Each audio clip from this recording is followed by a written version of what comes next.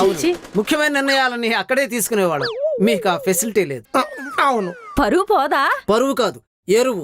ఆపండ్రా బాబు మీ బాత్రూమ్ పంచాయతీ. ఏ మేవాపితే నువ్వేమన్నా మొదలెడతావా? అవును, నేను మీ అందరితో ఒక మాట చెప్పాలి. టోన్ లో టెంపో అంటే సీరియస్ గా ఉంది. ఫ్యామిలీ షేక్ అయిపోయి న్యూస్ ఏం చెప్పావు కదా? షేక్ అయిపోయే న్యూస్ అంటే అదే లవ్ లేసిపోవడం లాంటి ఎదవ అచీవ్మెంట్లు అన్ని ఉంటాయి కదా ఈ బ్యాచీలకి. నువ్వు అలాంటి ఏం చెయ్యకే. ఇప్పటికే మన ఇంటికి దొరికిన మనోడు దేనికైనా నిలబడే మగాడు మీ బావ ఒక్కడే. నువ్వు ఇప్పుడు లవ్వు కొవ్వు అని దిక్కుమాల ఎదవనైనా నమ్మేసి ఆడే పని పాట చేయకుండా నిన్ను మోసం చేసి ఆఖరికి వేరే దారిలో కాన్ని కూడా ఇక్కడికే తెచ్చేసావంటే మీ బావ అందరినీ పోషించలేక నానా కష్టాలు పడుతూ సంకనాకిపోతుంటే. అంటే ఏంటే మీ కొంపలో ఎవరికే కష్టం వచ్చినా కాపాడాల్సిన కాయకచ్చుడు నేనేనా? అంటే అది కంగారులో ఏ మిస్టేక్ చేసేసిద్దో అని.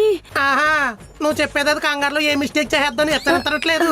నువ్వు ఏ మిస్టేక్ చేసినా మీ బావ చూసుకుంటాడులేని హింట్ ఎత్తనట్టుంది. ఏమే నీకేం అర్థమైంది? అర్థమైపోతే మళ్ళీ చెప్తావేటి? ఏహే ఆపండి, నేను చెప్పేది వినకుండా మీలో మీరు అన్ని ఊహించేసుకుంటారా? గ్యాప్లు ఇస్తే ఇలాగే ఊహించేసుకుంటారు. ముందు ఆ గొంతులో ఉన్నది ఏంటో కక్కు. తొందరగా చెప్పవే బాబు, నాకు కూడా కంగారు వచ్చేస్తుంది. నేను బిజినెస్ స్టార్ట్ చేద్దాం అనుకుంటున్నాను, దానికి డబ్బులు కావాలి.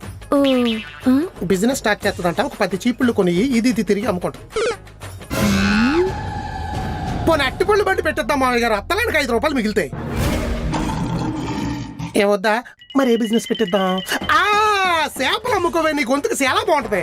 ఆ బొమ్మిడాయలు, సావిడాయలు, పెద్ద పరగలు, కూరమేళ్ళు, కోనం చేపలు, పులస కూడా.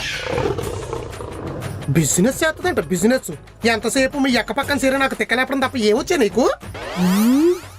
Don't judge a book by its cover. ఓహో సారీ మేడం.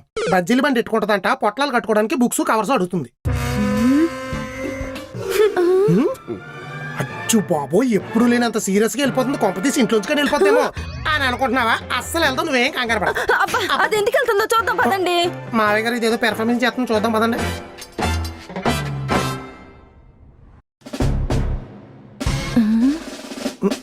ఏంటిలా నిలబడింది?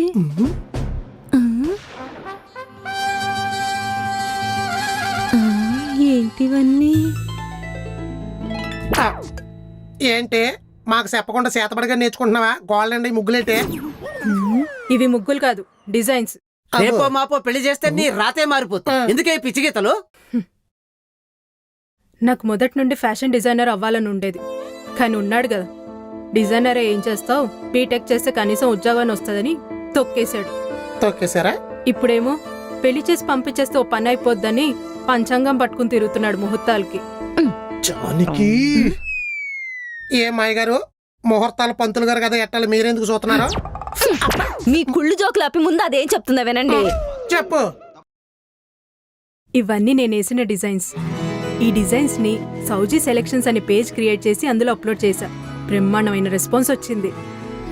ఇంతకు ముందు ఏ వ్యాపారం అన్న ప్లాట్ఫామ్ జరిగింది, ఇప్పుడు ఇన్స్టా ప్లాట్ఫామ్ లో జరుగుతుంది.